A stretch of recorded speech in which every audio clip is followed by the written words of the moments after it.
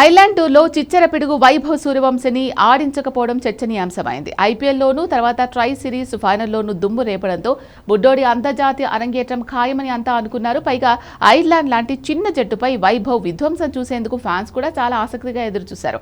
కేవలం వైభవ్ సూర్యవంశి కోసమే టికెట్లన్నీ హాట్ కేకుల్లా అమ్ముడయ్యాయి. తీరా చూస్తే వైభవ్ను తుది జట్టులోకి తీసుకోలేదు.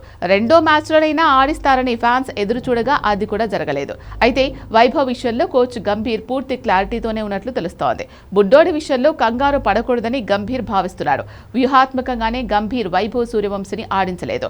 విదేశీ పిచ్లు స్వింగ్ పరిస్థితుల్లో నేరుగా ఆడించడం సరికాదని గంభీర్ చెబుతున్నాడు.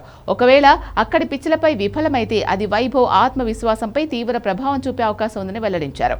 అతనికి సరైన సమయం వచ్చినప్పుడు అవకాశం ఇస్తామని కెప్టెన్ శ్రేయాస్ అయ్యర్ కూడా స్పష్టం చేశాడు. మరోవైపు భారత జట్టులో ఇప్పటికే సంజు శాంసన్, అభిషేక్ శర్మ మరియు ఇషాన్ కిషన్ వంటి అనుభవజ్ఞులైన ఫామ్లో ఉన్న ఓపెనర్స్ ఉన్నారు. ఇటీవల ముగిసిన టీ20 ప్రపంచ కప్లో మరియు గత సిరీస్లలో వీరంతా అద్భుతంగా రాణించారు. కేవలం ఒక కొత్త ఆటగాడికి అవకాశం ఇవ్వడం కోసం ఫామ్లో ఉన్న సీనియర్ ఆటగాళ్లను తప్పించడం సరైంది కాదని టీం మేనేజ్మెంట్ భావించింది. బెల్ఫాస్ట్లో వాతావరణ పరిస్థితులు అనుకూలంగా లేకపోవడంతో భారత జట్టుకు సరైన ప్రాక్టీస్ కూడా లేదు. విదేశీ పిచ్చులు స్వింగ్ అయ్యే పరిస్థితుల్లో తగినంత ప్రాక్టీస్ లేకుండా 15 ఏళ్ల వైభవ్ను ఆడిస్తే అతను ఇబ్బంది పడే అవకాశం ఉంది. ఇదే కారణంతో తుది జట్టులోకి తీసుకోలేదు. అయితే ఐర్లాండ్ చేతిలో 0-2తో సిరీస్ ఓడిపోయిన నేపథ్యంలో వైభవ్కు అవకాశం ఇస్తే ఫలితం వేరేలా ఉండదని కొందరు వ్యాఖ్యానిస్తున్నారు.